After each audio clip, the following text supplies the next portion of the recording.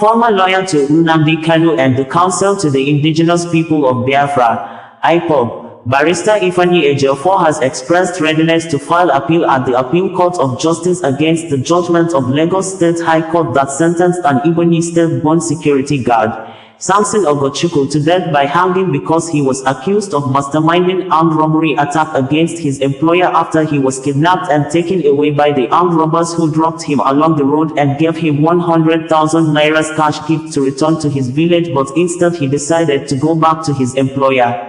The death row inmate, while calling for help with a video of himself inside the Kirikiri Maximum Prison in Lagos State, said one of the armed robbers happened to be the person who took him from Onitsha in Anambra State where he was, and helped him to Lagos State to get the security job. Adding, the person alongside other members of the armed robbery gang were later arrested by the police, but the High Court set them free and only sentenced him to death by hanging. Sahara Reporters had reported on November 13, 2024, that an indigene of Ebonyi State in the southeast region of Nigeria who is living in Lagos, Samson Ogochukwu, had cried out for help after he said he was sentenced to death by hanging by the Lagos State High Court for a crime he knows nothing about.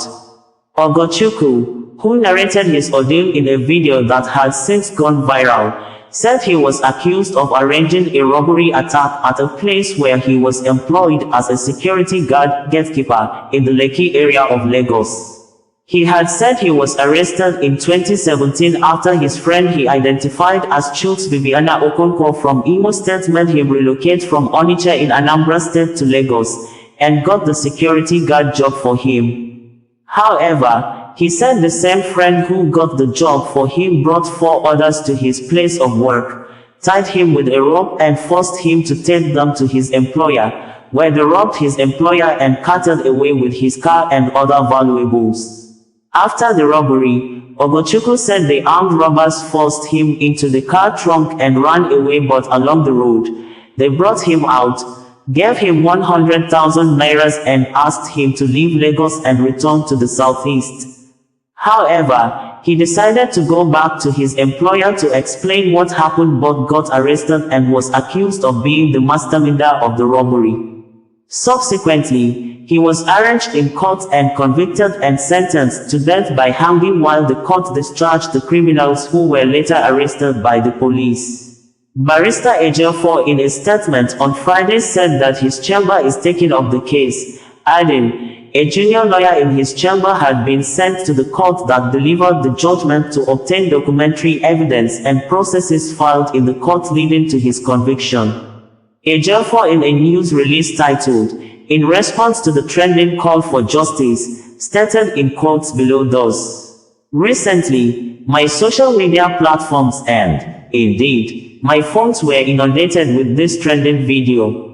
Though I had, in response to this clarion call, directed a junior colleague to proceed to the court that delivered the judgment and obtain the necessary records of proceedings that will enable us to swing into action, which the process is progressing seamlessly, I am aware that a citizen charged with a capital offense is by law entitled to be represented by counsel. This should be the first hurdle." The accounts, as he provided in the video, regarding somebody who brought him to Lagos to find employment and later came with his gang to rob in the very household he was engaged in, is a statement of fact that will be verified and explored on our appeal when we are in receipt of the records. Let us see the records of proceedings of the trial court, read the evidence of witnesses that testified, their extrajudicial statements to the police, that of the convict and his evidence at the trial, if any, and then see how the learned trial judge evaluated admissible evidence, oral and documentary, and the findings of fact he made from accepted evidence, and further interferes with the convict. From the above findings, we will determine the direction of our legal arsenal on appeal. For the interim, I will implore the general public to give us the space to decisively deal with the case in line with the requirements of the law. Let us emphasize that this is a public interest brief. We are solely taking up 100% pro bono. As always, Barrister Ifeanyi Ejiofor stated. Good morning, Ndi Igbo, Ndi Ebonyi State. boy, so you know my post so video na Facebook. I'm mama where there maka. Afam bo Samson Ogochukwu. Abmoye Ondo State from Eza. Oh yeah, me 270 can chori kolum. Biko ni no maka. Oh no ni chaka no. Anambra State. Oh you nwoke na Lagos a. Go choose Vivian Okonkwo from Ondo State. Same number go tell Lagos. Ka ọ chọrọ m ezigbo ọrụ because onwe ezigbo ọrụ na-arụ na Anambra steeti wee gbagote Lagos 217 na wee chọrọ m ọrụ ebe a na-akpọ Lekki First One na Lagos a wee bido na-arụ ọrụ ebe a as a security gate man wee rụba ọrụ ebe a ama m na the boy nwee plan ọzọ o ruo one day ọ bịa iti mmadụ 4 ka nna m ya na-eme ejide m nke m ụdọ asị na ndị egosi ha ndị na-arụ ọrụ n'oyi a ka ọ chedebe n'aka m nkwanye mma kpọrọ ha je gosi ha ndị na-arụ ọrụ wee zuo ndị eweru zuo ha oru buru ma moto ha so ka ha na-apụ eburu mma tikpo m na ime boot o ruo ọgbapụ n'ụzọ ọkpọpụta m nye were 100,000 nye m si m na mmanya dị mma nna bakwa ya isi ba agbafuo mụ na amanụ m si mba ka nna chi azụ n'ụlọ nkọkwara aka dị tins wee mee so wee gbazie na chi azụ na the house ebe m na-secure as security wee rukwa ebe a kọwara ha ka dị tins ka a na-afụ m ejide m kpọọ polisi bịa nkọwarụ polisi asị m na-asị na anyị chaghị nne maka izu wee plan ahụ so from there akpọrọ m jee court from court nwa bịa to prison since 2017 na enwe m mmadụ enweghị m lawyer sef ya stand m na court ahụ so o tere aka tụrụ aka ndị nke jide ha ka ha jide ha na ha akwụkwọ ha na nwunye gbasa m na amara m maka ya asị na asị na ama m maka na anyị chaghị nne plan chara so ndị ga-akpọ ndị be ha akpọta ha lawyer anyị na-eje court since 2017 ahụ so ruo last month bụ 31st of October Ikeja High Court edicheja mmadụ 4 hours sentence m death by hanging asị na mmadụ ịkpọta ndị ga-ezu ori and nwere ihe dị ụnyaahụ biko ndị Igbo nyenụ m aka biko eri m lawyer ejere m appeal biko nyenụ m aka nwekwa nke mma biko ọ prison ka nọ yi ya na Lagos Kirikiri maximum prison ka nọ yi ya biko nyenụ m aka ndị Igbo nyenụ m aka biko ndị m lawyer help m je appeal Ebonyi son nyenụ m aka post video ka mma wee gere m aka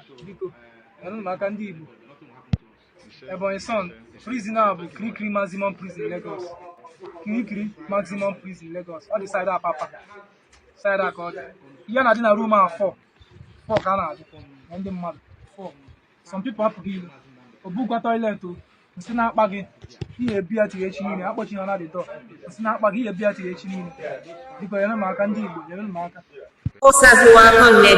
bringing you the news in a more digital way. All Progressives Congress, APC and the People's Democratic Party, PDP, the two major political parties contesting the 2024 Ondo State Governorship holding this coming Saturday have held their grand finale campaigns for the guber poll, with the PDP urging the Southwest State residents to be vigilant on the ground that someone can only rig election in place where they are popular, while the APC urged the people to vote for its candidate for the continuity of the good things the people have enjoyed from the party since they came into power.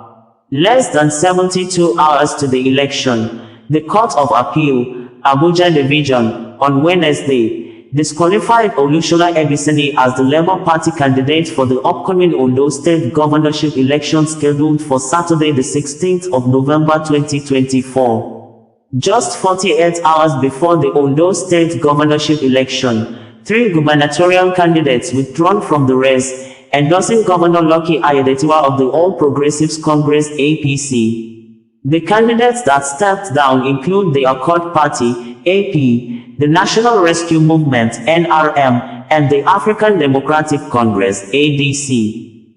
Governor Ayedatiwa was joined by Benue State Governor, Reverend Father Hyacinth Alia, and his campaign's Director General, Honorable Abiola Makinde, to welcome the endorsement at a solidarity visit in Akure, the state capital, according to Vanguard newspaper.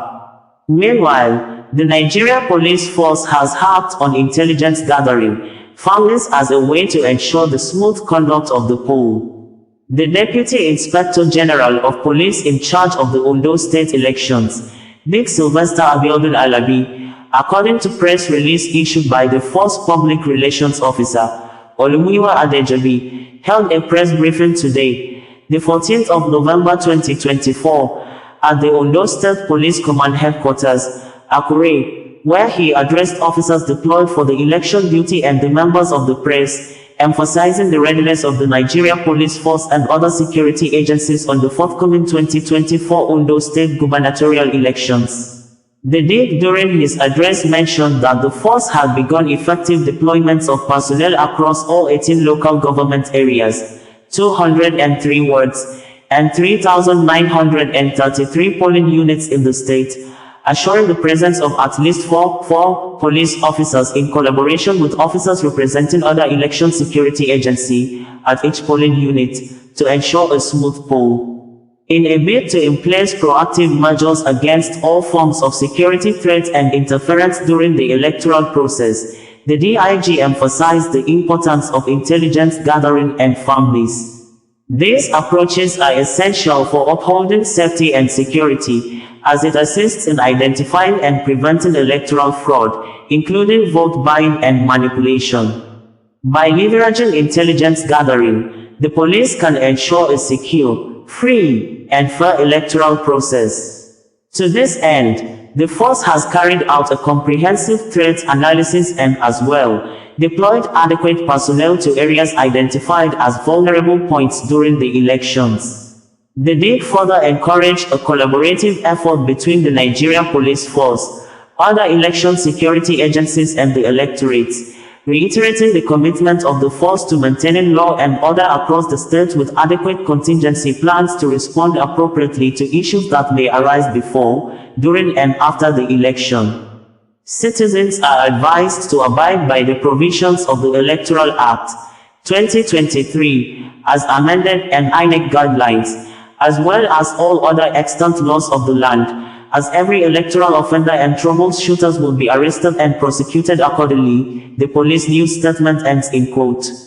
Imo State Governor Hope Uzodinma, while speaking after the grand finale campaigns of the APC, said, as a party, the All Progressives Congress, APC, have greatly transformed Ondo State over the years, bringing meaningful progress across sectors and improving the lives of its citizens. With the governorship election approaching this Saturday, we urge the people of Ondo State to vote for Governor Lucky Ayedatiwa for a continued quality governance. This commitment to sustain development and good governance was my focus as we gathered for the grand finale campaign of our great party, the All Progressives Congress in Akure. The rally underscored APC's dedication to ensuring that Ondo State remains on a forward trajectory, building on the solid foundation laid in infrastructure, healthcare, education, and agriculture. Now, more than ever, it is crucial for the people of Ondo to support APC's vision for the future, ensuring that progress continues uninterrupted and that Ondo remains a beacon of growth and opportunity for all. His Bayelsa State counterpart, Governor Duyediri, at the PDP grand finale in Akure, said the people of the state should be vigilante.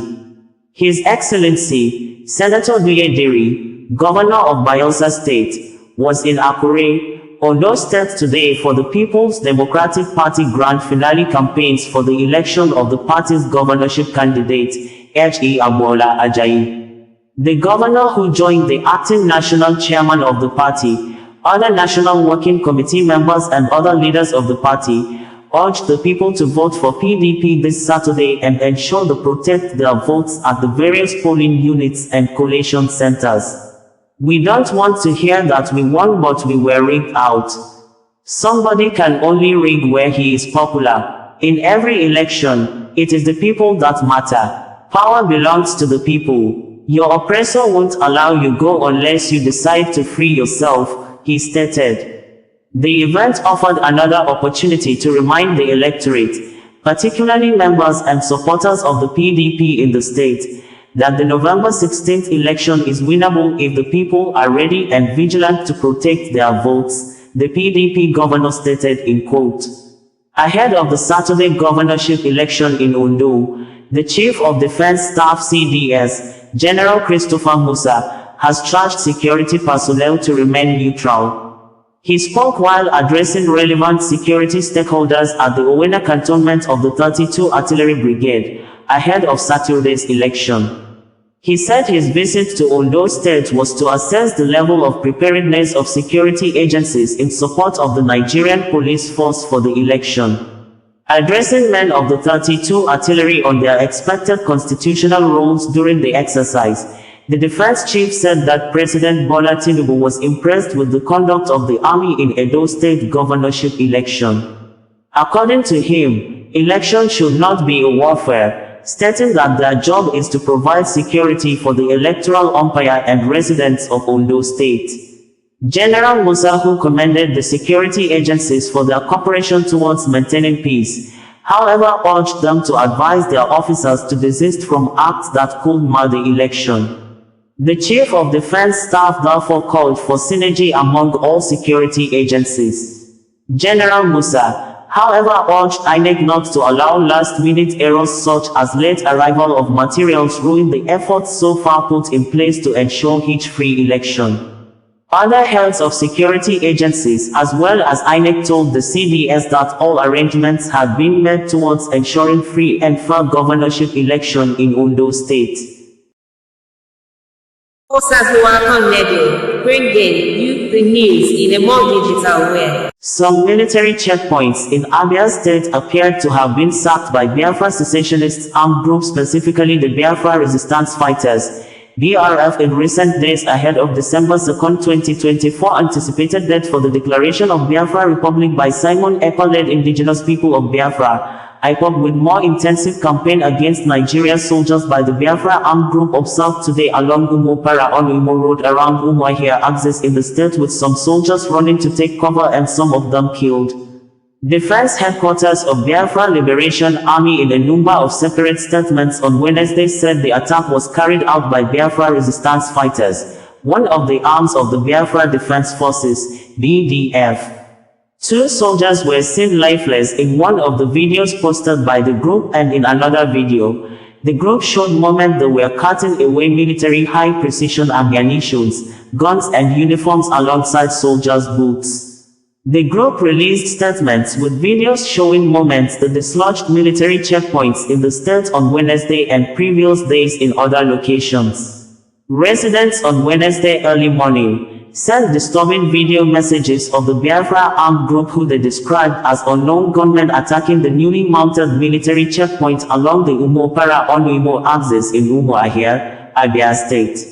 Earlier videos on Saturday showed that the Biafra Resistance Fighters and the elite squad attacked security operatives in Abia State and set free suspects in the police vehicle. One of the police security operatives was seen to have been killed, according to the video posted online by the group. The group also claimed responsibility for the pandemonium that broke out at Ihiola area of Anambra State at the weekend, with vehicles set ablaze as seen in the video made available by the Biafra armed group. The defense headquarters, Biafra Liberation Forces, in numbers of statements in recent days stated in quotes thus: "We can never want those Nigerian courts in Biafra land again, any court that opened. Just know that you are on your own. BDF is watching Abia and Enugu." The Biafra Resistance Fighters, BRF, visited and crushed the terrorist Nigerian army base along Umuahia on Imo Road early this morning. One Nigerian terrorist Air Force idiot is in our custody. They think it is by flying fighter jets. The Biafra Resistance Fighters has neutralized the Nigerian terrorist army in Aro Ugwa, recovered arms and ammunition. The Biafra Defense Forces has neutralized at least 4 Nigerian terrorist army in a gun duel in Okigwe early today, the 10th of November 2024. The Biafra Resistance Fighters BRF has neutralized scores of Nigerian terrorist army in Ihiola today, 9th of November 2024. Simon Ekpa, the Prime Minister of Biafra government in exile, while reacting to some of the videos posted online by onlookers and the Biafra armed group on Wednesday and in recent days, said, "The bravery and confidence in every Biafran today should tell Nigeria how determined we are. Here is BDF engaging the terrorists Nigerian army in a heavy gun battle, and our girls were very confidently videoing it and were very happy about it. Also notice that other civilians' vehicles were minding their business confidently. The terrorists Nigerian army are not doing well. We are no longer in the bush. They are running. We will chase you all across borders. One of the strongest kidnapping checkpoints has been decimated. This is where they enforce the highest disappearances of Biafra people, and today, the 13th of November 2024, the Biafra Defense Forces has decimated the terrorists and cleared the road. Our demand is simple: withdraw all the terrorists and return all the Biafrans you kidnapped. The Biafra Defense Forces are neutralizing the terrorists Nigerian army. As they come to kill Biafrans and enforce disappearance at their kidnapping checkpoints, they are now lying to their gullible supporters at Mobile Punch Hell Count the Boots. Tell them to withdraw all the remaining terrorists or they will all go down, and at the end, those who survive will flee from Biafra territory. Stop lying to your readers. It is time we start to debunk your lies with evidence to show how evil the Nigerian media are. You can now report whatever you like, but remember that Biafra has given conditions. We may start posting evidence of the delegitimization of Nigeria by the Biafra Defense Forces. Demands: 1. Withdrawal of all the Nigeria terrorists Nigerian army and their accomplices like police and company. 2. Bring back all the Biafrans you kidnapped at various checkpoints and taken to northern Nigeria. 3. Release Mazi Nnamdi Kanu and those you incarcerated in Abuja alongside Mazi Nnamdi Kanu. 4. Every Nigeria institutions within Biafra territory should get ready closed down. It will not happen in one day, but just that you know. 5. Accept the Biafra government's self-referendum and open the door of negotiations for Biafra independence. How many boots and generals did you see in the video? Simon Ekpa stated. We are removing it. Alex Yoma Oti. We are removing it. Alex, we are giving you people order. Alex, we are giving you people order. We say we don't need this kind of nonsense again. Today is 13th. Today is 13th. 13th of November. 13th of November. 13th of November 2024. Alex, we are dismantling this checkpoint and we are giving you a direct order. We are giving you a direct order. We are giving you a direct order not to come close. If we see this nonsense again, Alex, you are gone. If we see this nonsense again, Alex.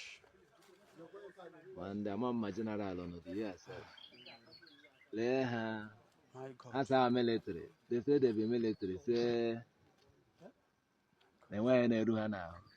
Firemen are good to go. Orugo now today. Orugo now today. That was 13th November. That 13th November.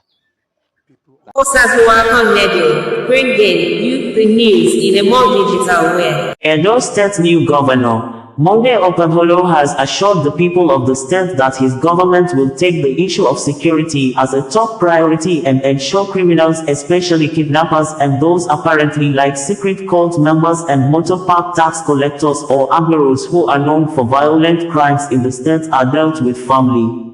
Governor Okpebholo, who stated this at Samuel Ogbemudia Stadium in Benin City on Tuesday during his inaugural speech as the governor of the state, said, "The people of Ondo State have suffered a lot from kidnapping and violent crimes in the state." Excerpts of the governor's inaugural speech reads below in quote, "My dear people of Ondo State, let me start by thanking God Almighty for His grace and incredible blessings. Democracy has triumphed again in our dear state. For me, this is a humbling moment, made possible by you all. 2. Again, I want to use this opportunity to thank you for your peaceful conduct during the 21st of September 2024 governorship election. 3. Today, you have officially given me the mandate to preside over our dear state as governor for the next 4 years. 4. We will not betray this confidence you have reposed in me and the deputy governor, Right Honorable Dennis Idahosa. 5. The welfare of our citizens is top priority for us. To achieve this, we shall implement programs, carefully outlined in my 5-point agenda, designed to grow a robust economic growth and improve the lives of our people. 6. They are security, infrastructure and road development, affordable healthcare, water and food sufficiency, and value-driven education across the state. 7. For a long time now, our people have become victims of kidnapping and other violent crimes. To end this ugly situation, we will be firm in dealing with criminals and improve the security of our land, so that farming and other business activities will flourish again. 8. The deplorable condition of our roads has made it difficult for people to move from one part of the state to another. 9. Our policy to develop road infrastructure is targeted at constructing roads, drainages and bridges, to ease transportation for all. We shall immediately commence work to make the roads passable again. 10. We are also ready to partner with the federal government, the private sector, non-governmental organizations, those in diaspora, and other stakeholders, to develop our state across all sectors. 11. My administration shall support small businesses and market women with soft loans. 12. Our teeming youthful population will not be left out. We shall support them to acquire relevant skills for self-empowerment. 13. My administration shall immediately swing into action to recruit teachers and rebuild the deplorable classrooms. Tertiary education will be strengthened in many ways too, to ensure quality education. 14. Fellow citizens, my administration is ready to link communities that have not yet been connected to the national grid, to ensure that they have electricity.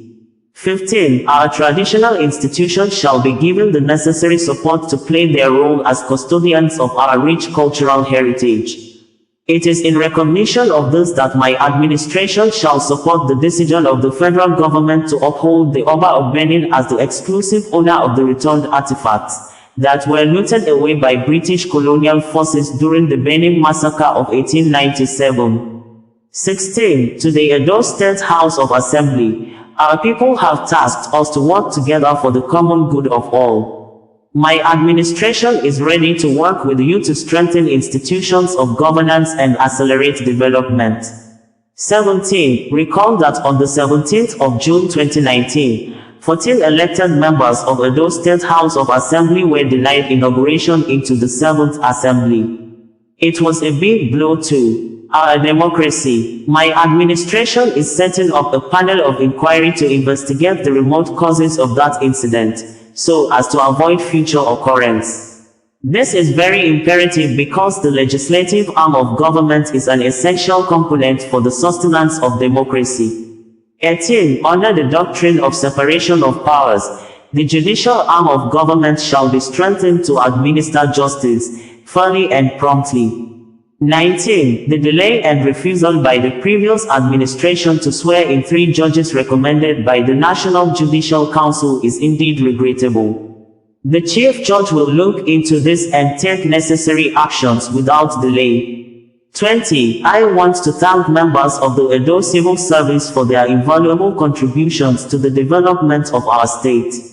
Your welfare shall be topmost in my agenda as meaningful reforms shall be initiated to ensure innovation, transparency and zero tolerance for corruption in public service. 21. I recognize the enormous task ahead, but with a firm resolve and God's guidance, we shall prevail. 22. I thank you once again for the privilege and opportunity to serve you as governor for the next 4 years. His Excellency, Most Distinguished Senator Monday Okpebolo, to give his inaugural address. Thank you.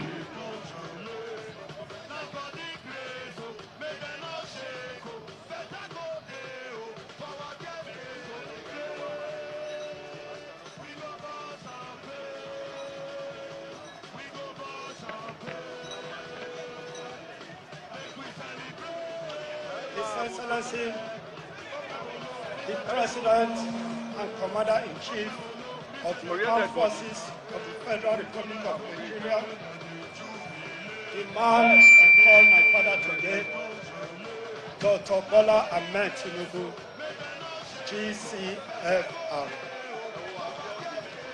Your Excellency, the Vice President of the Federal Republic of Nigeria, the man I can call my brother, in whom we have things in common, that we can drink kunu and fura de nono together,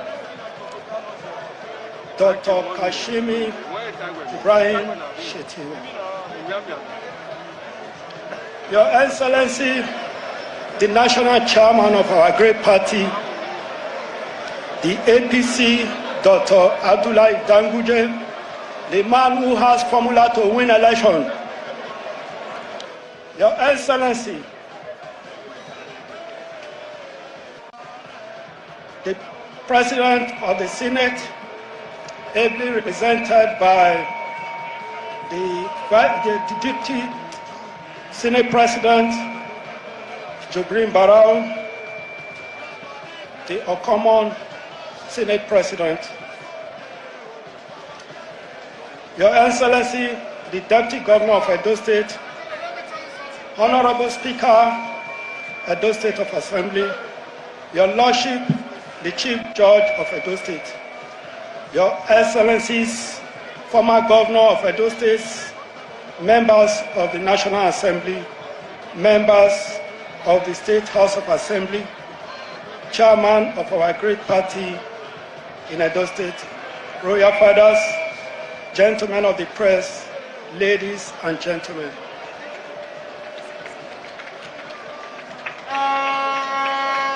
My dear Ondo State, let me start by thanking God Almighty for His grace and incredible blessings. Democracy has triumphed again in our dear state. For me, this is a humbling moment made possible by you all. Again, I want to use this opportunity to thank you for your peaceful conduct during the 21st September 2024 governorship election. Today, you are officially giving me the mandate to preside over our dear state as governor for the next 4 years. We will not betray this confidence you have imposed in me and the Deputy Governor, Right Honorable Dennis Idahosa. Your welfare, the welfare of our citizens, is a top priority for us.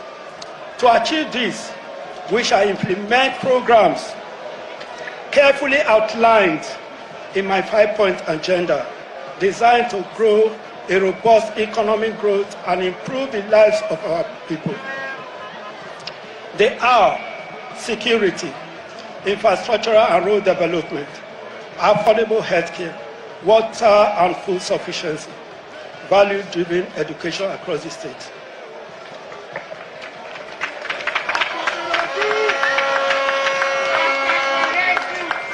For a long time now, our people have become a victim of kidnapping and other violent crimes.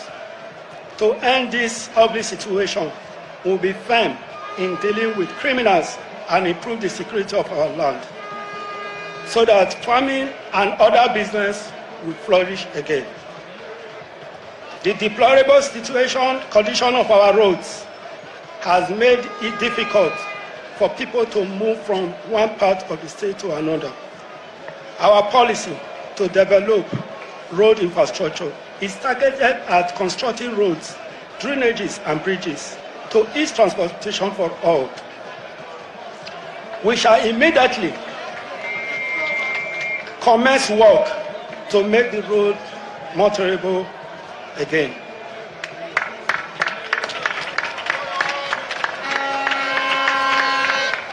We are also ready to partner with the federal government, the private sector, the non-governmental organizations, those in diaspora and stakeholders to develop our state across all sectors.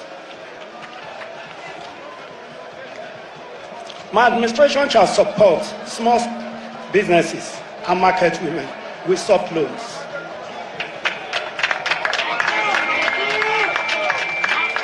Our teeming youth population will not be left out. We shall support them to acquire relevant skills for self-empowerment.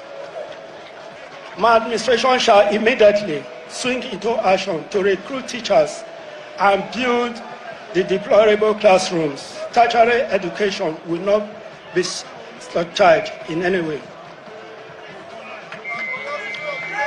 So, we will strengthen to ensure good quality education.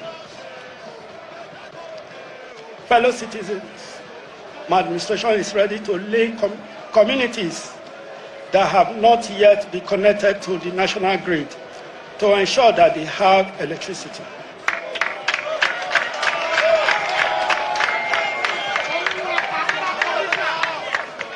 Our traditional institutions shall be given the necessary support to play their roles as custodians of our rich cultural heritage. It is in recognition of this that my administration shall support the decision of the federal government to uphold the Oba of Benin as the exclusive owner of the returned artifact.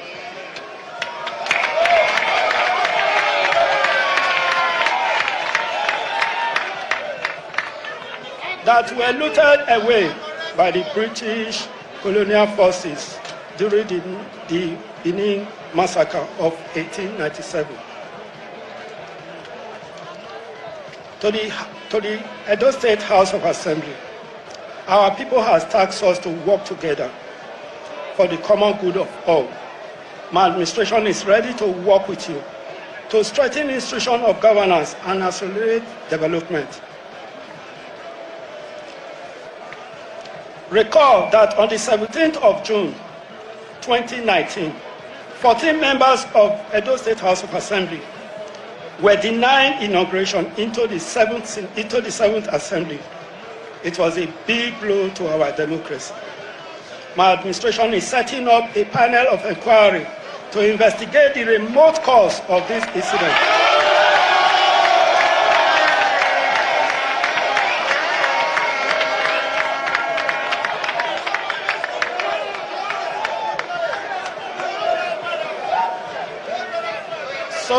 So as to avoid further occurrence, this is imperative of the legislative arm of government. It's an essential component of the coexistence of democracy.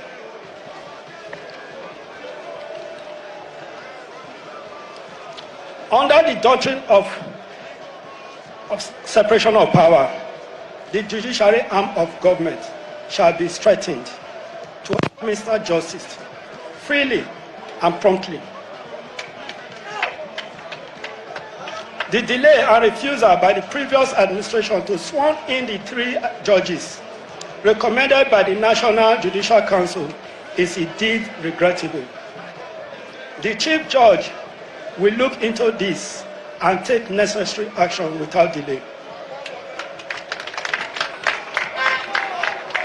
I want to thank members of Edo State Civil Service for their invaluable contribution to the development of Edo State.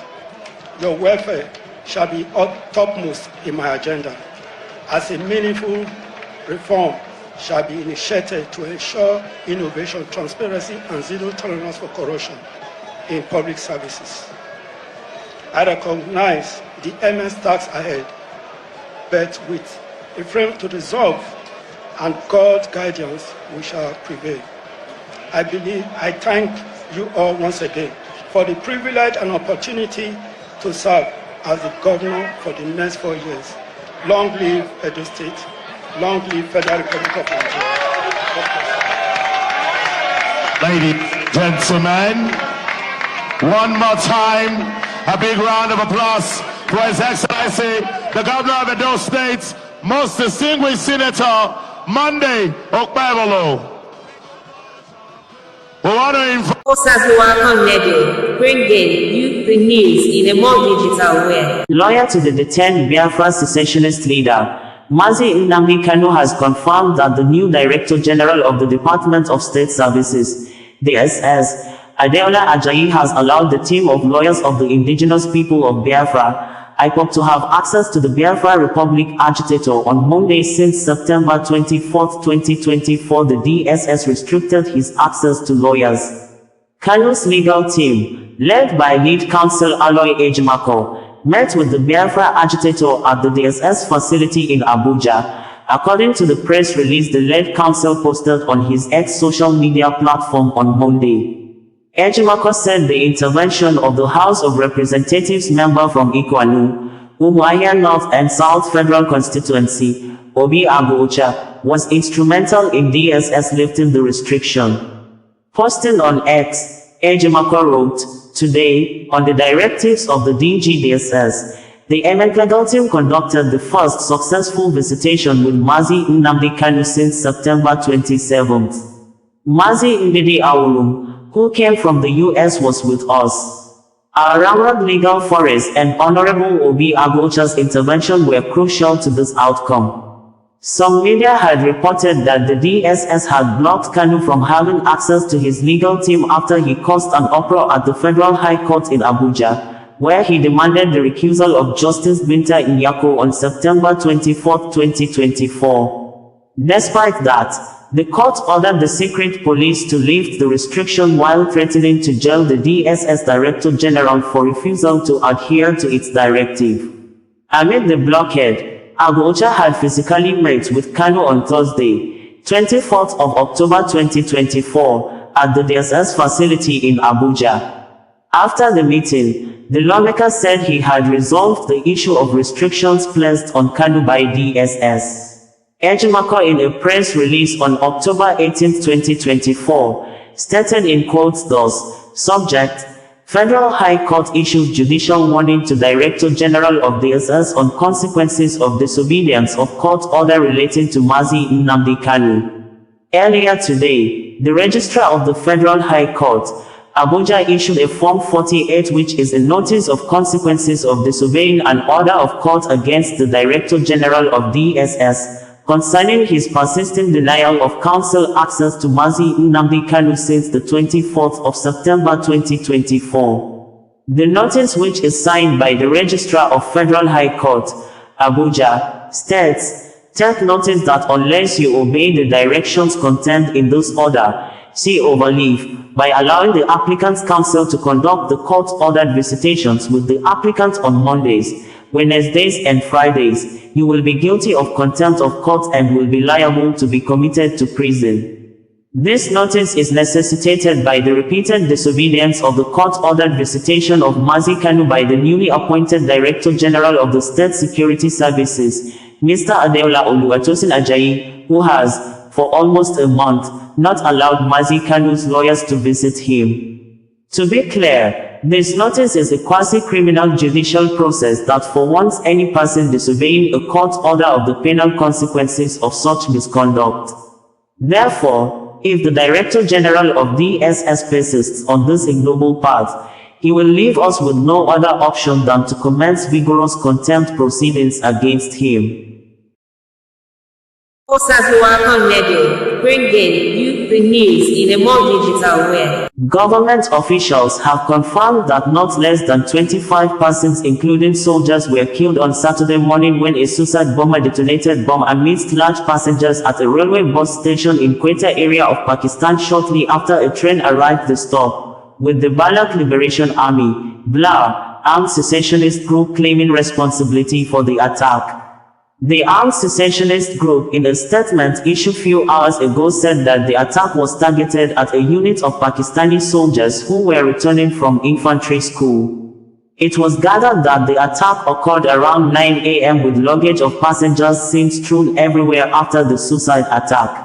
The Balak Liberation Army, BLA, the secessionist armed group active in the region, said, "This morning, a Friday attack was carried out on a Pakistani army unit at Quetta railway station as they were returning via Jaffa Express after completing a course at the infantry school. The attack was executed by the BLA's Fidei unit, Majid Brigade.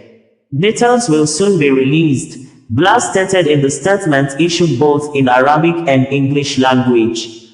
The explosion happened when a large number of passengers were present on the platform, a police superintendent, Muhammad Balak, said. Police allies confirmed that 14 soldiers are among the dead as authorities continue to assess the aftermath, according to local media in Pakistan. It would be recalled that Balochistan has seen a recent escalation in violence tied to separatist demands for autonomy and resource control, with this attack adding to the series of deadly incidents in the province. 53 people among the affected passengers were injured in the attack in the city of Quetta, Commissioner Hamza Shafat said in a statement. Explosion at the railway station was a suicide bombing, the statement said. The blast happened on a platform at the city's main railway station at about 9 a.m., Senior Police Superintendent Muhammad Balak said. According to AP International News Agency, a suicide bomber blew himself up at a train station in restive southwestern Pakistan on Saturday, killing at least 24 people, including soldiers and railway staff, and wounding about 50 others, some critically, officials said. The attack happened when nearly 100 passengers were waiting for a train to travel to the garrison city of Rawalpindi from Quetta, the capital of Balochistan province, according to Hamza Shafat, a senior government administrator. TV footage showed the steel structure of the platform's roof blown apart and a destroyed tea stall. Luggage was strewn everywhere. Police said about a dozen soldiers and 6 railway employees were among the dead at the station, where a walk-through gate has been installed to check whether anyone is carrying explosives, but there are multiple other entrances into the station without such security. Shahid Nawaz, who is the in charge of security at Quetta's train station, insisted that there was no breach of security, as the attacker was disguised as a passenger and he blew himself up among people.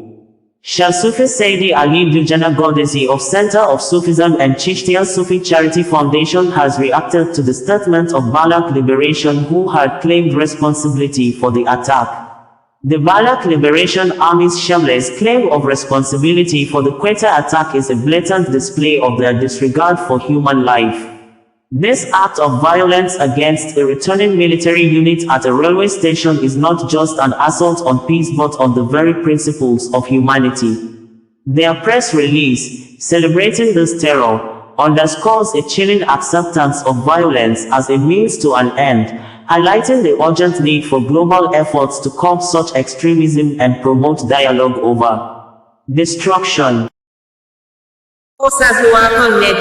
Bringing you the news in a more digital way. Many Nigerians woke up to a sad news on October 20, 2024 by a US-based ex-user, Jackson Ude, who alleged that the country chief of army staff, COAS, Lieutenant General Taurib Lagwaja, has died of cancer from an undisclosed hospital in the United States of America on October 17, 2024, after the COAS was apparently last seen in public functions in Osun State early September 2024, with allegations that his death is being kept secret because of some senior military officers who were lobbying for the position. And on October 19, 2024, the Nigerian Army Authority had announced the pulling out and retirement of top military generals from the Armed Forces of Nigeria, AFN. Nigerian Army Authority on October 20, 2024 only responded to the allegations made by Jackson Ude merely with a photo press release with a bold caption in capital letters, "Fake news,"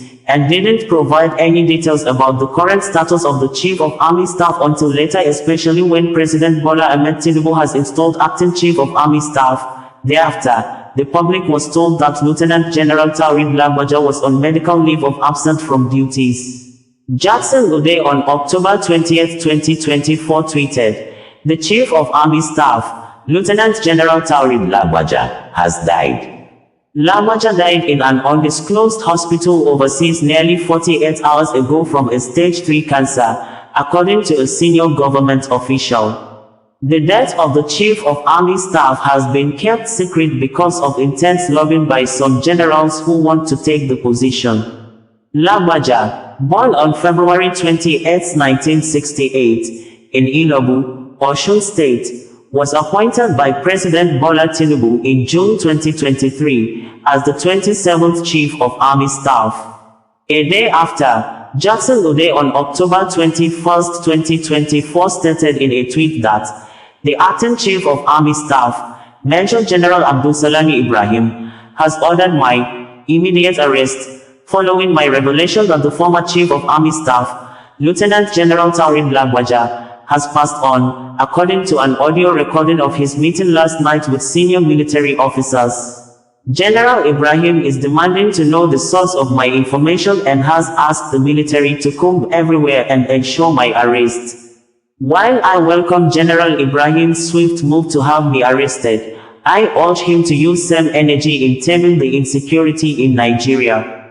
He should also stop looking for contracts and face his military job squarely.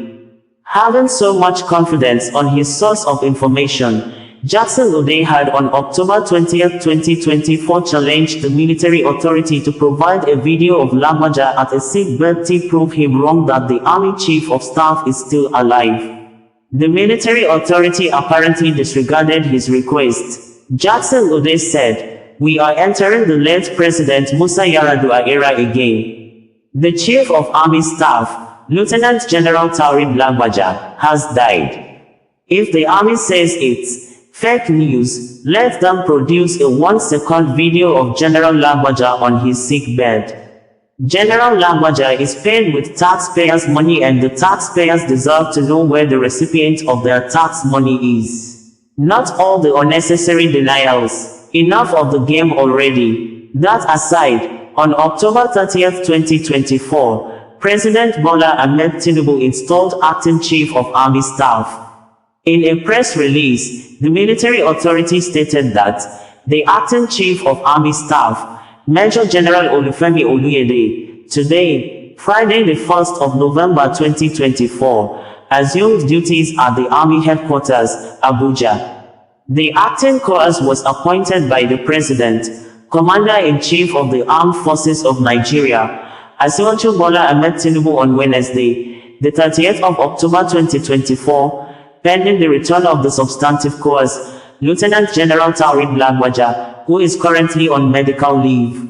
At the formal taking over ceremony at the Defense Headquarters, Abuja, the Chief of Defense Staff, General Christopher Musa, emphasized that the appointment aligns with the Armed Forces Act of 2004.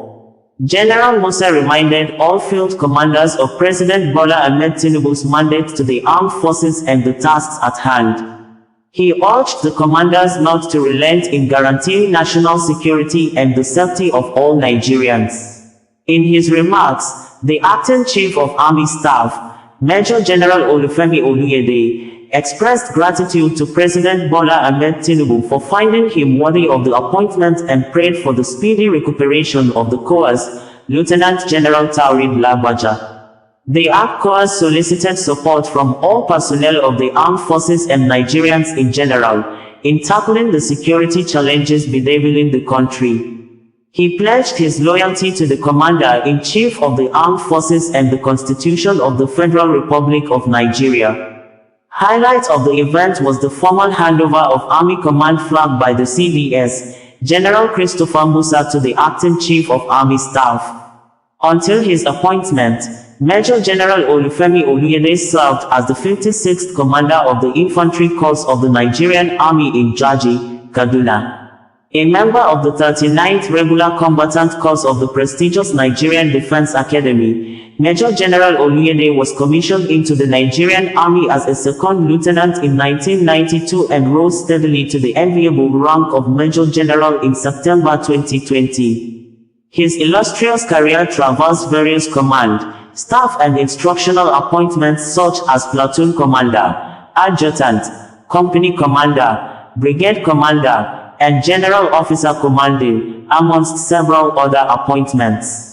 He has participated in several operations, including the Economic Community of West African States Monitoring Group, ECOMOG mission, Operation Harmony IV in Bakassi and Operation Hardenkai in the Northeast Theater of Operations. Major General Olufemi Oluyede also earned several honors and awards for his meritorious service in diverse fields of operation. Major General Onyema Nwachukwu, Director, Army Public Relations, stated, Jackson Ude in a post on Wednesday while reacting to the confirmation of the death of Lieutenant General Taoreed Lagbaja by President Bola Ahmed Tinubu, insisted and said, Late Chief of Army Staff, Lieutenant General Taoreed Lagbaja died on October 17, 2024, at a U.S. hospital. The late Army Chief had left Nigeria for a German hospital. After assessing his situation, he was advised to seek further treatment for his cancer elsewhere. He was said to have immediately headed to a recommended U.S. hospital where he died of cancer on October 17, 2024. On October 20, 2024, I had made a post revealing the death of the Chief of Army Staff. The Army denied it, calling it fake news. They threatened to arrest me and started using social media urchins to attack me. Informant told me General Lagbaja's death caused a lot of confusion and panic within the presidency and the military, especially happening at the time the president was away on vacation in London.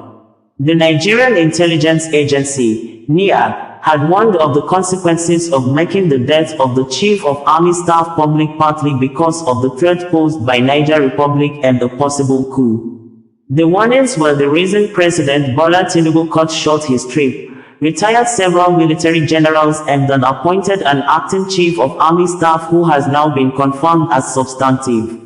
Before Lagbaja's death announcement, Jackson Ude questioned the rationale behind the promotion of the acting Chief of Army Staff to Lieutenant General by President Bola Ahmed Tinubu when Lagbaja was then still said to be alive. 2 Lieutenant General, 1 position. Make una continue today while me una here. Indiara, Jackson, Ude stated. Meanwhile, Nigerian Army in condolence message on Word, shortly after the announcement, said, Rest in peace Lieutenant General Taoreed Abiodun Lagbaja, Nigeria's 23rd Chief of Army Staff, who passed away on November 5, 2024. You dedicated your life to serving Nigeria, with a distinguished career spanning over 3 decades. Your immeasurable legacy and contributions will never be forgotten. The Acting Chief of Army Staff, COAS, Lieutenant General Olufemi Oluyede has paid a condolence visit to Mrs. Maria Lagbaja and other family members of the late Lieutenant General Taoreed Abiodun Lagbaja, Nigeria's 23rd Chief of Army Staff who passed on Tuesday the 5th of November 2024 after a brief illness. General Oluyede paid the condolence on Wednesday the 6th of November 2024 at the Flagstaff House, Niger Barracks, Abuja, accompanied by principal staff officers of the Army Headquarters, Corps Commanders, and general officers commanding of the Nigerian Army. Paying tribute to the late COAS, General Oluyede extolled his gallantry, dedication, and legacies throughout his service years in the Nigerian Army and the Armed Forces of Nigeria in general. In a succinct message penned in the condolence register opened in honor of the late COAS, the acting COAS stated, It is with a huge sense of loss, albeit responsibility that I, on behalf of the officers and soldiers of the Nigerian Army commiserate with Mrs. Maria Lagbaja, the children and the entire Lagbaja clan over the passing of our dogged, gallant and extremely dedicated leader, Lieutenant General Taoreed Abiodun Lagbaja, Nigerian Army Medal, the Chief of Army Staff of the Nigerian Army. Lieutenant General Lagbaja, without doubt, gave his all to the service of our dear nation.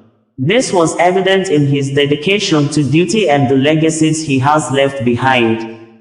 We only take solace in the fact that we cannot in any way query the Almighty. We surely owe him a whole lot. Rest in peace, our leader and hero. You will surely be missed. Quote, It would be recalled that the late Lieutenant General Taoreed Abiodun Lagbaja was on the 19th of June 2023 appointed Chief of Army Staff by the President, Commander-in-Chief of the Armed Forces of Nigeria Asiwaju Bola Ahmed Tinubu and fully assumed command of the Nigerian Army as the 23rd COAS on the 23rd of June 2023. A seasoned infantry officer, the late General Lagbaja, was commissioned in 1992 as a member of the 39 regular combatant corps of the prestigious Nigerian Defense Academy, Kaduna. He distinguished himself as a Special Forces commander and a military leader par excellence who held several appointments in the course of his exemplary military career.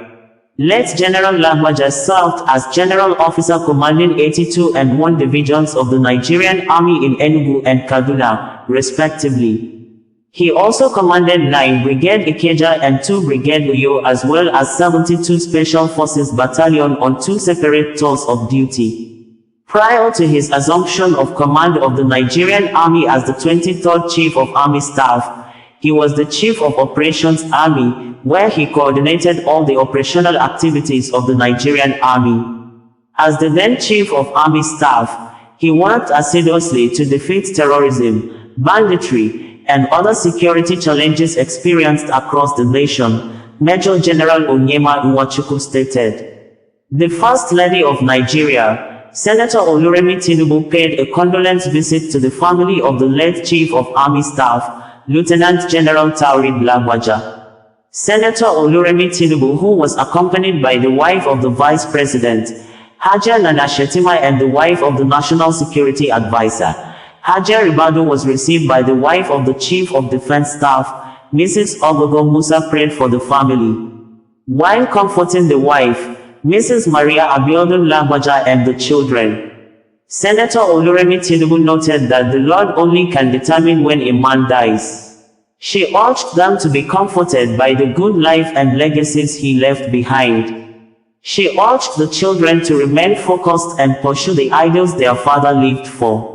The late Chief of Army Staff, Lieutenant General Taoreed Lagbaja, died after a period of illness at the age of 56 years. Inspector General of Police, IGP Kayode Egbetukun, has directed all policemen and women to wear black band for 7 days in honor of the late Nigeria Chief of Army Staff. Following the demise of the late Chief of Army Staff, Lieutenant General Taoreed Lagbaja, the Inspector General of Police, IGP Kayode Adeolu Egbetukun, has ordered officers and men of the Nigeria Police Force to wear black band throughout the 7-day mourning period. This directive is to pay tribute and honor the late general who has shown gallantry, dedication, and passion for fighting violent crimes and insurgency in Nigeria.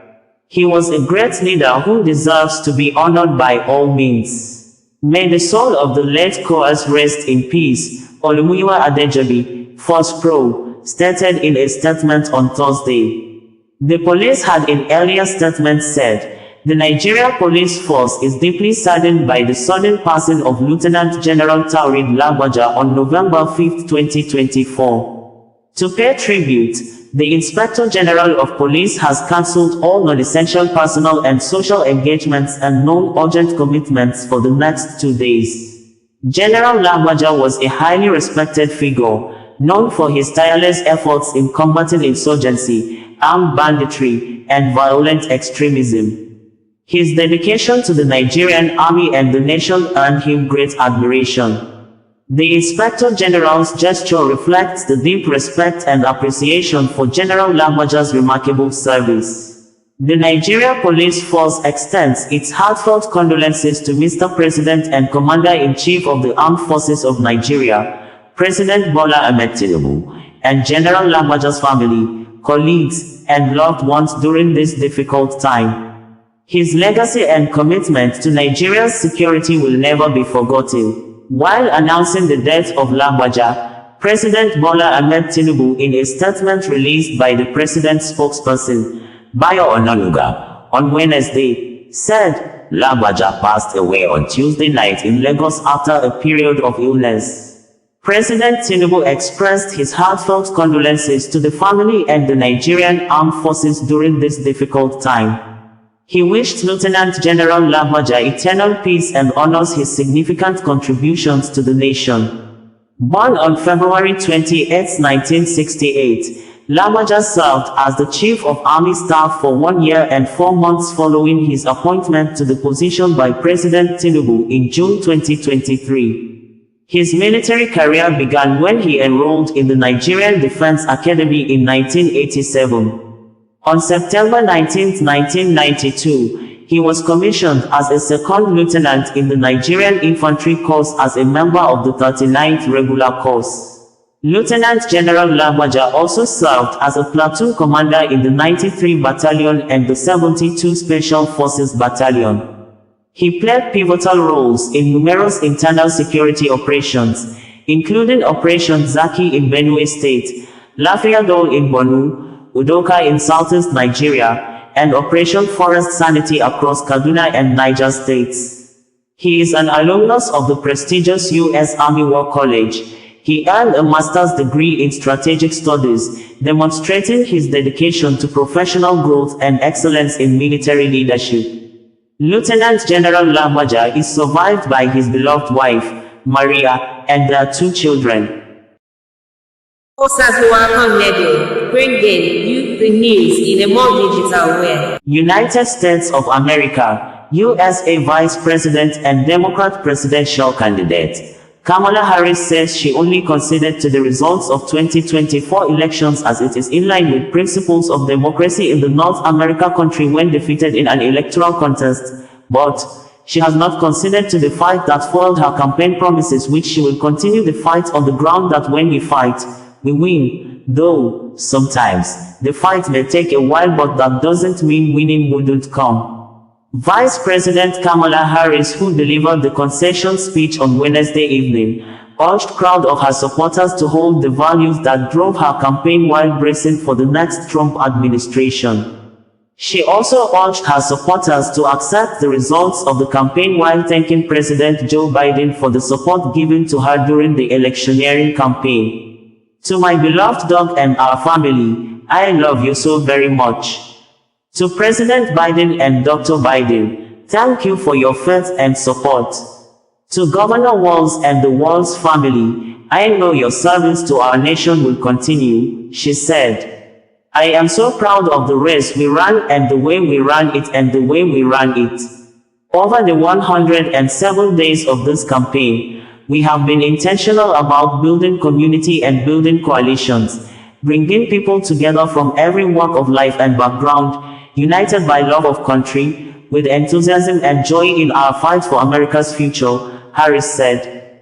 Details of her speech reads thus: My heart is full today, full of gratitude for the trust you have placed in me, full of love for our country, and full of resolve. The outcome of this election is not what we wanted or what we fought for, but hear me when I say, the light of America's promise will always burn bright, as long as we never give up, and as long as we keep fighting. Earlier today, I spoke with President Trump. I told him that we will help him and his team with the transition, and we will engage in a peaceful transfer of power. In our nation, we owe loyalty not to a president or party, but to the Constitution of the United States, our conscience, and our God. My allegiance to all 3 is why, while I concede this election, I do not concede the fight that foiled this campaign, the fight for freedom, for opportunity, and for fairness and the dignity of all people. That is a fight I will never give up. I will never give up the fight for a future where Americans can pursue their dreams, ambitions, and aspirations. A future where women have the freedom to make decisions about their own bodies and not have their government telling them what to do, where we protect our schools and our streets from gun violence. We will never give up the fight for rule of law, equal justice, and for the sacred idea that every one of us, no matter who we are or where we start out, has certain fundamental rights and freedoms that must be respected and upheld. To the young people watching, it is okay to feel sad and disappointed. On the campaign, I would often say, when we fight, we win. Sometimes the fight takes a while, but that doesn't mean we won't win. The important thing is to never stop trying to make the world a better place. There is an adage, only when it is dark enough can you see the stars. I know many people feel like we are entering a dark time.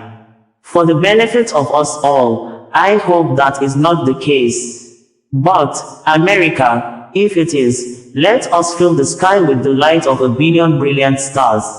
May the light of optimism, faith, truth, and service guide us, even in the face of setbacks, toward the extraordinary promise of the United States of America. President Joe Biden, in a written statement on Wednesday, said, "What America saw today was the Kamala Harris I know and deeply admire. She's been a tremendous partner and public servant full of integrity, courage, and character. Under extraordinary circumstances, she stepped up and led a historic campaign that embodied what's possible when guided by a strong moral compass and a clear vision for a nation that is more free, more just, and full of more opportunities for all Americans." As I've said before, selecting Kamala was the very first decision I made when I became the nominee for president in 2020. It was the best decision I made. Her story represents the best of America's story, and as she made clear today, I have no doubt that she'll continue writing that story. She will continue the fight with purpose, determination, and joy. She will continue to be a champion for all Americans. Above all, she will continue to be a leader our children will look up to for generations to come as she puts her stamp on America's future. Former President Barack Obama also in a written statement said, "Over the last few weeks and through Election Day, millions of Americans cast their votes, not just for president, but for leaders at every level. Now the results are in, and we want to congratulate President Trump and Senator Vance on their victory.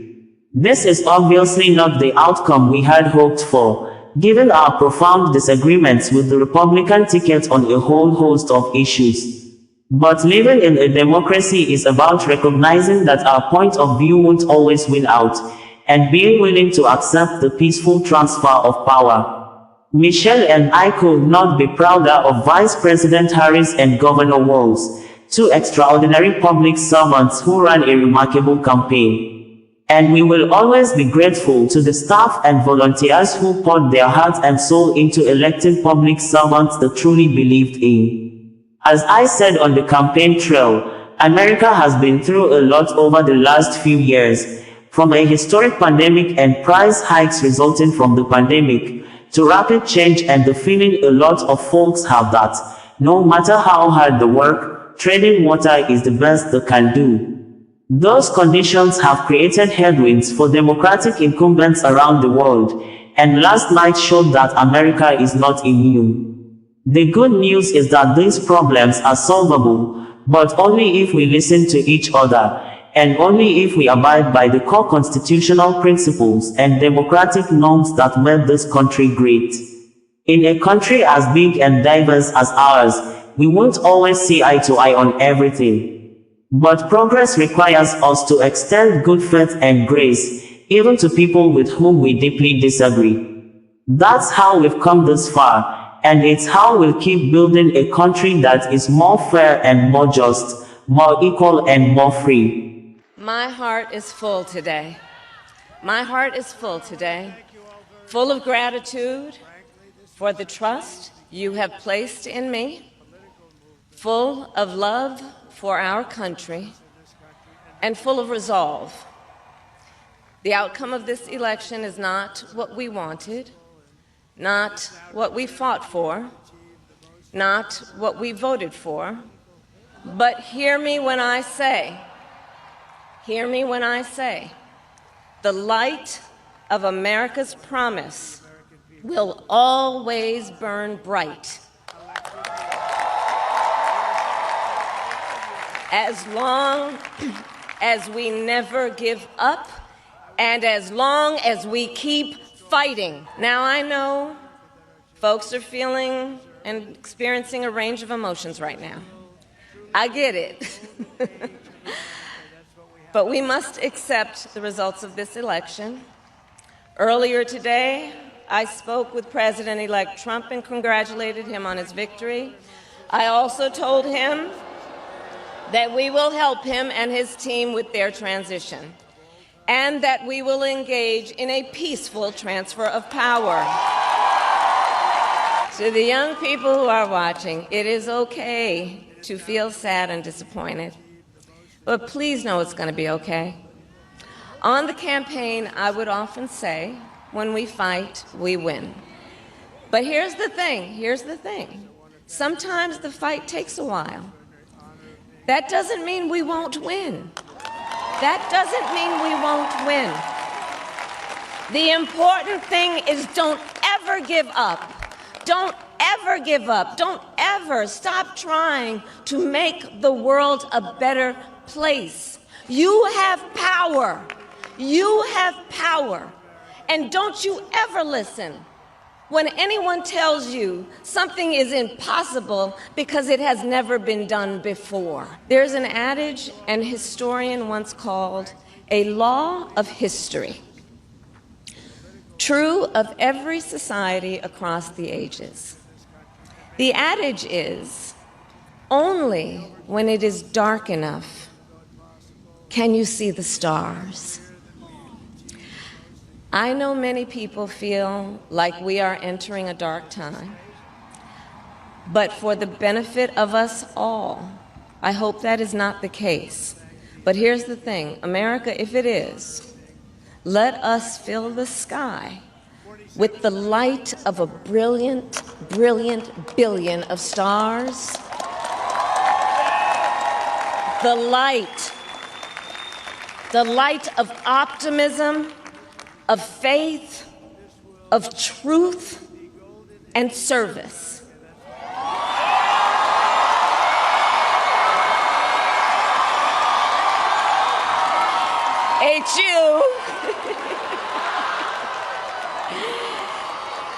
And may that work guide us, even in the face of setbacks, toward the extraordinary promise of the United States of America. I thank you all. May God bless you, and may God bless the United States of America. I thank you all. Bringing you the news in a more digital way. Donald Trump Campaign Organization has confirmed that both President Joe Biden and Vice President Kamala Harris has made phone calls to the president-elect, Donald Trump, conceding defeat and congratulated the next United States of America, USA president. According to the campaign organization, Kamala Harris congratulated the president-elect and both spoke on unifying the country ahead of the vice president's maiden speech after defeat slated for later in the evening, according to America Local Time. Joe Biden, who is expected to address the nation on Thursday, invited Trump to White House and expressed his commitment for smooth transition process. President Joe Biden has congratulated Donald Trump on his presidential victory over the phone, the White House says.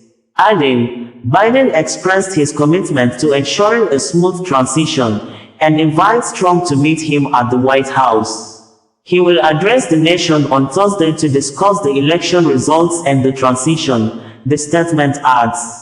White House said Biden also spoke with Vice President Kamala Harris and congratulated her on her historic campaign. Donald Trump and Kamala Harris spoke about the importance of unifying the country during their call on Wednesday, Trump's campaign says.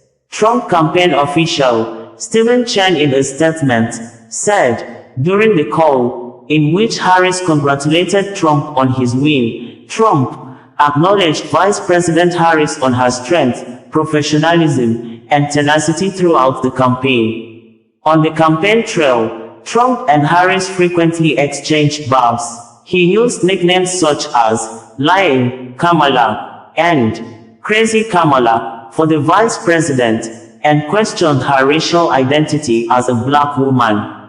Harris accused Trump of only thinking of himself and said she believed he is a fascist, according to BBC. We had reported that President Joe Biden of the United States of America, USA, and the country vice president and Democrat political party candidate, Kamala Harris have refused to issue statements hours since Electoral College results showed that Donald Trump of the Republican political party won the presidential race with 286 to 226 as at 10:45 a.m. local time on Wednesday. According to Newsmax, a local media in the United States of America, as of 10:45 a.m. Wednesday, Trump was ahead of Harris in the Electoral College at 286 to 226, with swing states Michigan and Arizona leaning Republican. Trump, who will be sworn in on January 20, 2025, also was on course to become the first Republican in 20 years to win the national popular vote. President George W. Bush, 50.7%, defeated Senator John Kerry, 48.3% in 2004, Newsweek reported. Close associates to Donald Trump said he still had not received a congratulatory phone call for winning the election from President Joe Biden or Vice President Kamala Harris as of Wednesday morning. Kamala Harris had in her last recent posts on social media platforms while the election was ongoing, made statements that showed she might have observed some irregularities during the election on Tuesday. Some of her posts read thus in quotes: "If you are in line before the polls close, stay in line. It is your right to make your voice heard. If you have any trouble casting your ballot, call our voter assistance hotline, 833-336-8683. If you're in line when the polls close, stay in line. Because you have a right to make your voice heard." ewillvote.com. I love Gen Z, and I am grateful to our first-time voters for making their voices heard. ewillvote.com hopped on the phone to speak with voters and one future voter today. Thanks for picking up my call, Jennifer and Sage. Help us get every last voter to the polls. calls.kamalaharris.com. Joe Biden also issued a statement during the election and said, "If you encounter any issues while voting, contact the voter assistance hotline, 833-336-8683. Vice President Kamala Harris had cancelled her election night party as Donald Trump was projected to make a stunning comeback. Kamala Harris has told the crowd gathered at her event, via a spokesperson, that she won't be speaking tonight.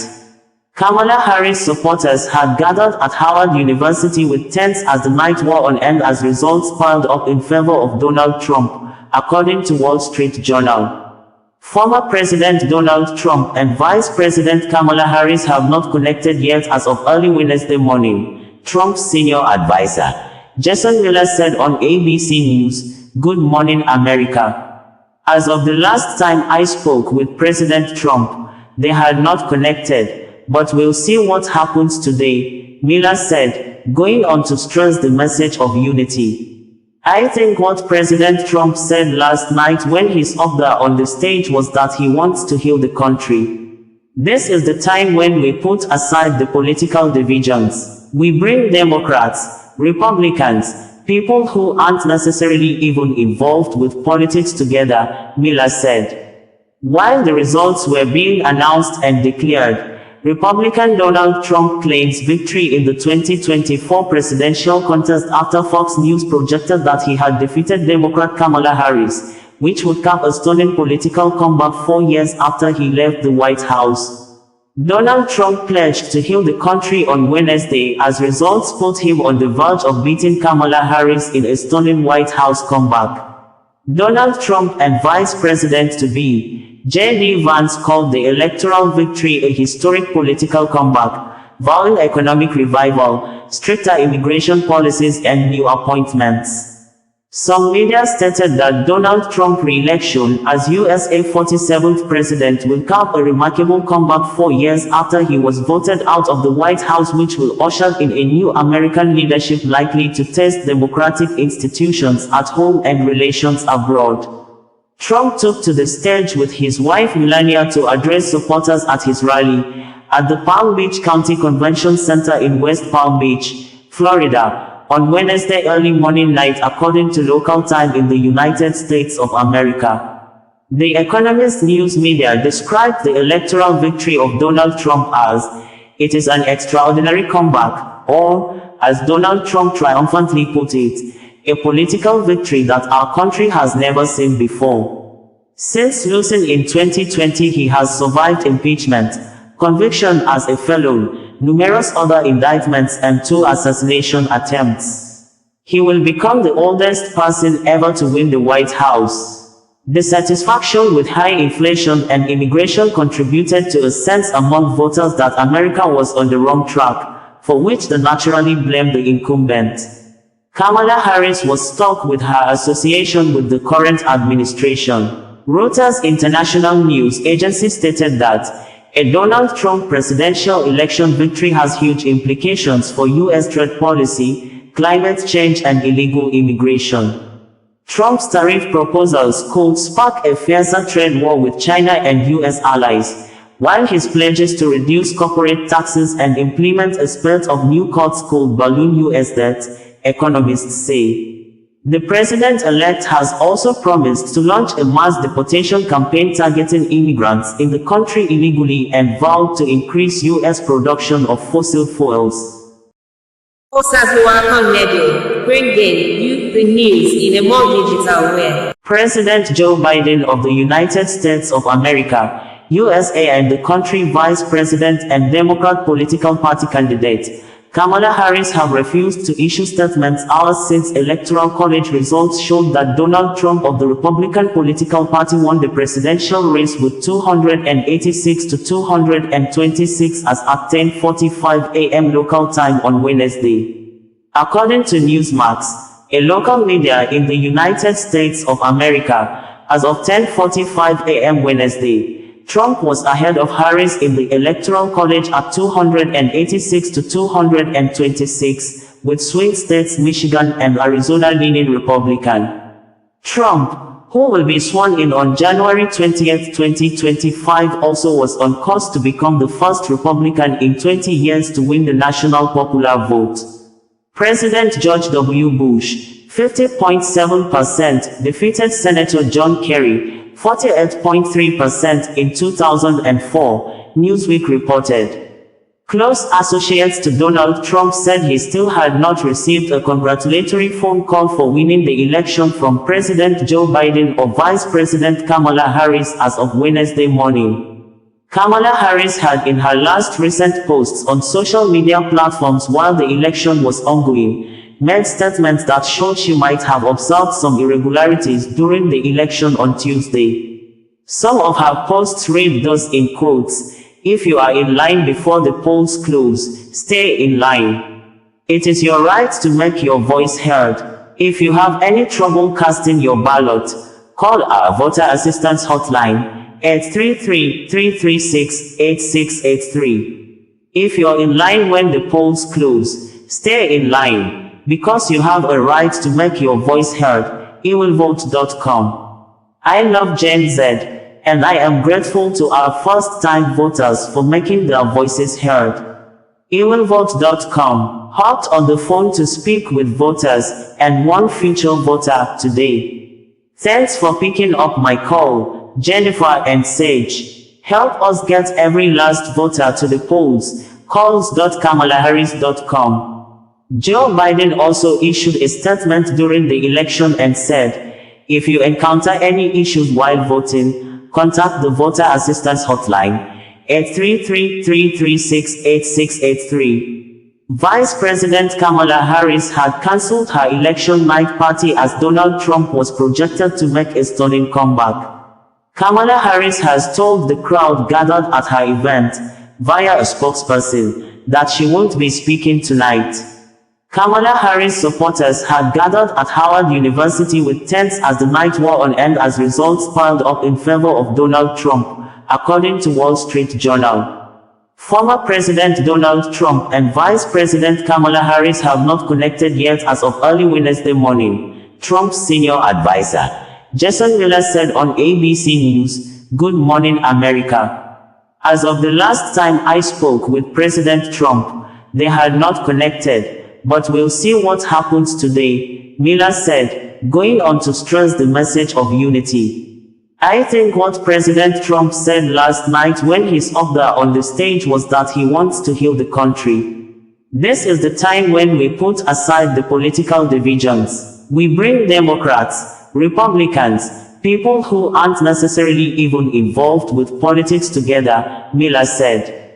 While the results were being announced and declared, Republican Donald Trump claims victory in the 2024 presidential contest after Fox News projected that he had defeated Democrat Kamala Harris, which would cap a stunning political comeback 4 years after he left the White House. Donald Trump pledged to heal the country on Wednesday as results put him on the verge of beating Kamala Harris in a stunning White House comeback. Donald Trump and Vice President-to-be J.D. Vance called the electoral victory a historic political comeback, vowing economic revival, stricter immigration policies and new appointments. Some media stated that Donald Trump's re-election as USA 47th president will cap a remarkable comeback 4 years after he was voted out of the White House, which will usher in a new American leadership likely to test democratic institutions at home and relations abroad. Trump took to the stage with his wife Melania to address supporters at his rally at the Palm Beach County Convention Center in West Palm Beach, Florida, on Wednesday early morning night according to local time in the United States of America. The Economist news media described the electoral victory of Donald Trump as, "It is an extraordinary comeback," or, as Donald Trump triumphantly put it, "a political victory that our country has never seen before."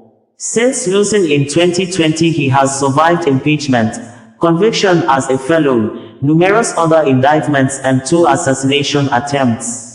He will become the oldest person ever to win the White House. Dissatisfaction with high inflation and immigration contributed to a sense among voters that America was on the wrong track, for which they naturally blamed the incumbent. Kamala Harris was stuck with her association with the current administration. Reuters International News Agency stated that a Donald Trump presidential election victory has huge implications for U.S. trade policy, climate change and illegal immigration. Trump's tariff proposals could spark a fiercer trade war with China and U.S. allies, while his pledges to reduce corporate taxes and implement a spate of new cuts could balloon U.S. debt, economists say. The president-elect has also promised to launch a mass deportation campaign targeting immigrants in the country illegally and vowed to increase U.S. production of fossil fuels. Well, I want to thank you all very much. This is great. Frankly, this was, I believe, the greatest political movement of all time. There's never been anything like this in this country and maybe beyond. We overcame obstacles that nobody thought possible, and it is now clear that we've achieved the most incredible political thing. Look what happened. Is this crazy?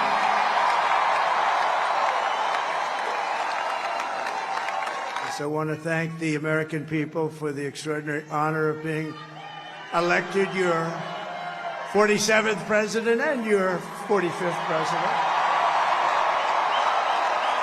I will not rest until we have delivered the strong, safe, and prosperous America that our children deserve and that you deserve.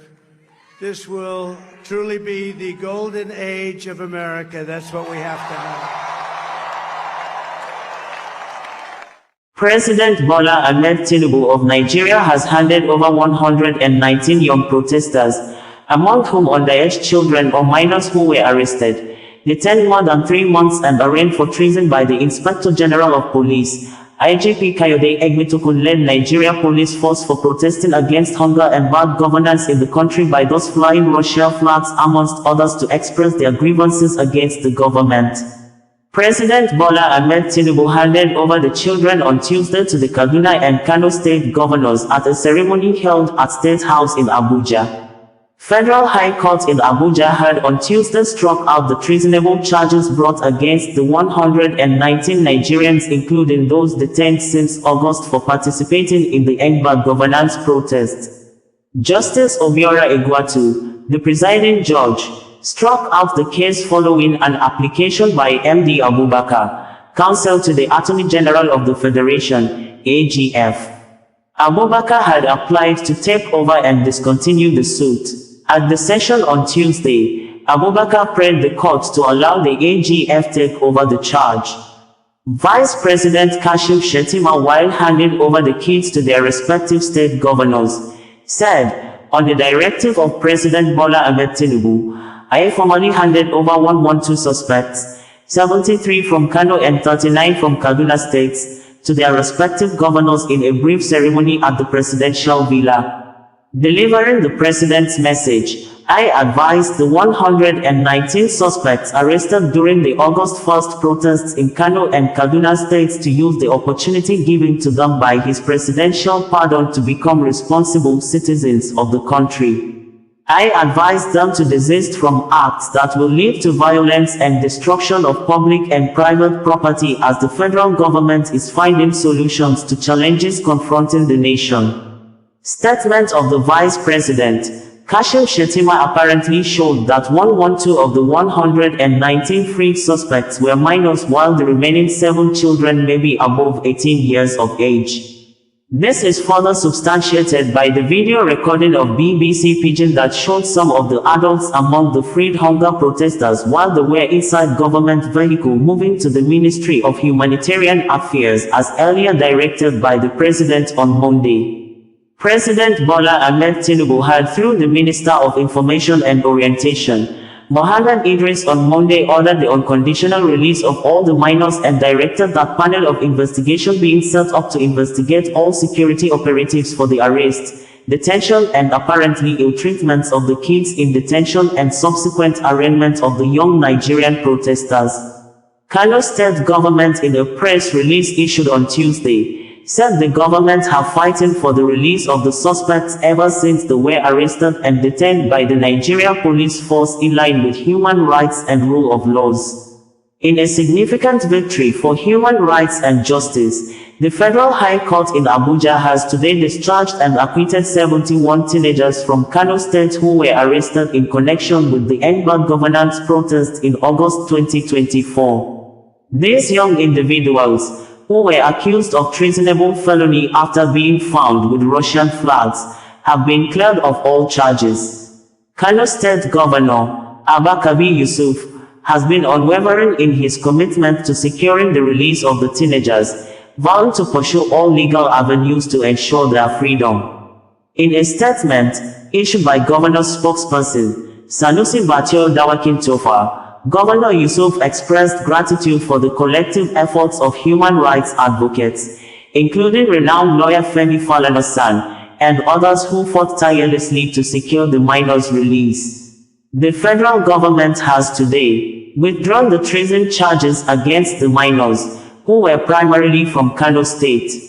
This is a victory for justice and human dignity, said Suleiman Dansoho, one of the human rights lawyers representing the teenagers.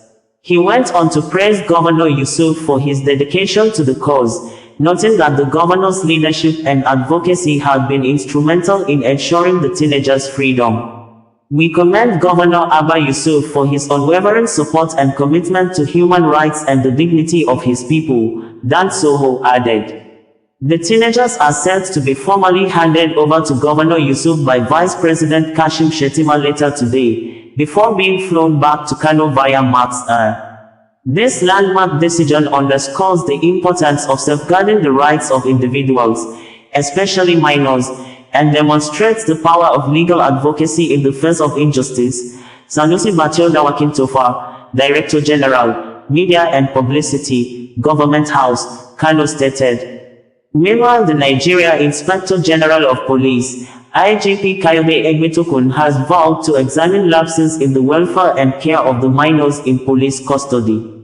Olumuyiwa Adejobi, the first public relations officer, in a statement issued on Monday night said, following the recent remand and subsequent arraignment of some young individuals on Friday the 1st of November, the Inspector General of Police, while in Algiers, Algeria, for the African Union Mechanism for Police Cooperation Committee meeting, directed investigation into the conditions surrounding the care and welfare of these young persons while in police detention facilities. Upon receiving the investigative report today in Glasgow, where the IGP is currently participating in Interpol General Assembly, the IGP vowed to thoroughly examine it and take necessary actions to address any procedural lapses or concerns.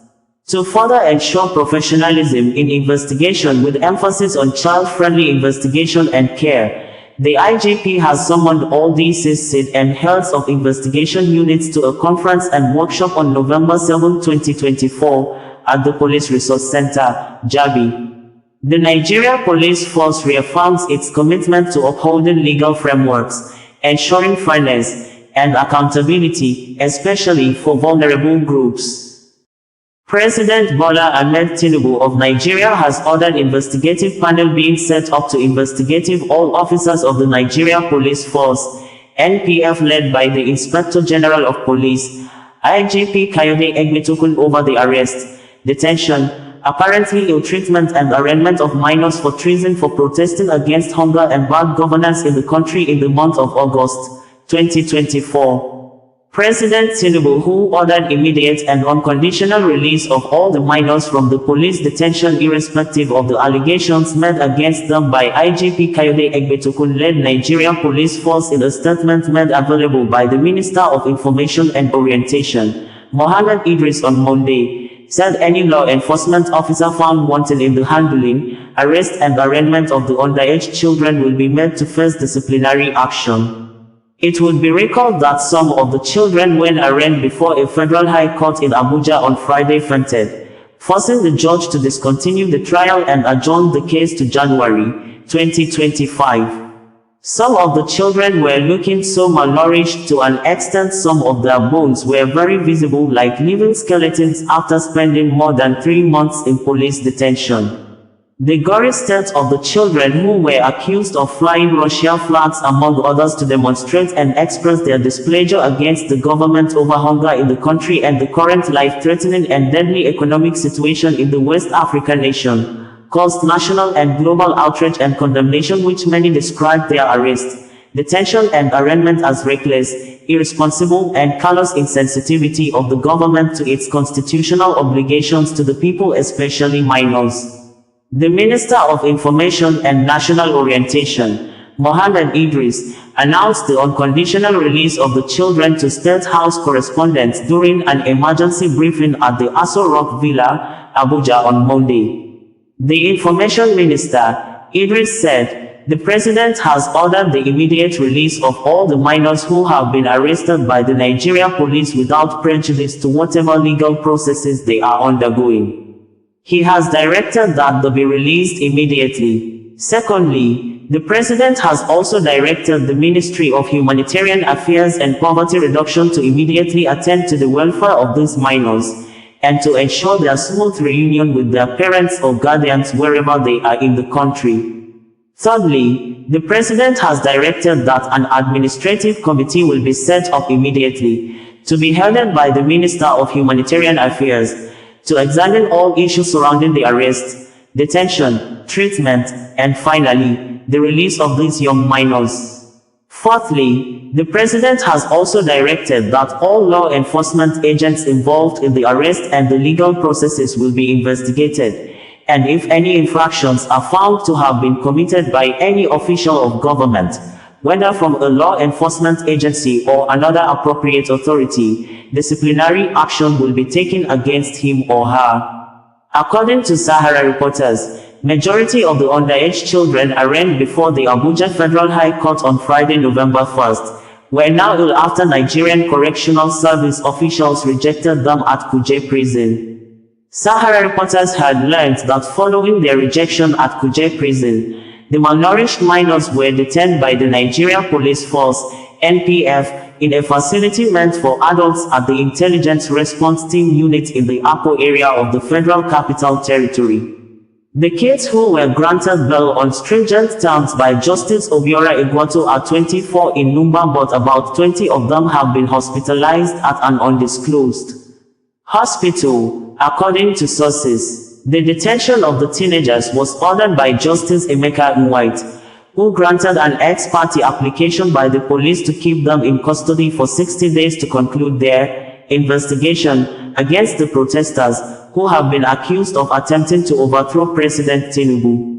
Sahara reporters learned that 13 of them were brought to court from IAT cells while others were brought from cells scattered around other Abuja divisions, according to reports by Sahara reporters. Deep inquiries and commentaries about the fate or the situation regarding the minors that you saw towards the end of last week, the ones that have been arrested by the Nigerian police and that were undergoing some legal processes. You also saw what happened in the courtroom, and as a result of that, Mr. President, because of his very deep commitment to democracy and the rule of law, and without prejudice also to whatever legal processes there are. On the other hand, the human side, the human part of it, has directed that some announcements be made. I recall that I had a short briefing with Mr. President early this evening, and he has directed the immediate release of all the minors that have been arrested by the Nigerian police without prejudice to whatever legal processes there are. All minors, the President has directed that all of them be released immediately. Second, the President has also directed the Ministry of Humanitarian Affairs and Poverty Reduction to immediately see to the welfare of those minors and also take part to ensure their smooth reunion with their parents or guardians wherever they are in the country. Number three, the President has directed that a committee will be set up immediately to be headed by the Ministry of Humanitarian Affairs. It's actually an administrative committee to look at all issues surrounding the arrest, detention, the treatment, and finally the release of these young minors. Fourthly, the President has also directed that all the law enforcement agents involved in the arrest and the legal processes will be investigated, and if there are any infractions found to have been committed by any official of government, be him a law enforcement agency or whoever that person may be, appropriate disciplinary action will be taken against him or her. Sasua Connedio, bringing you the news in a more digital way.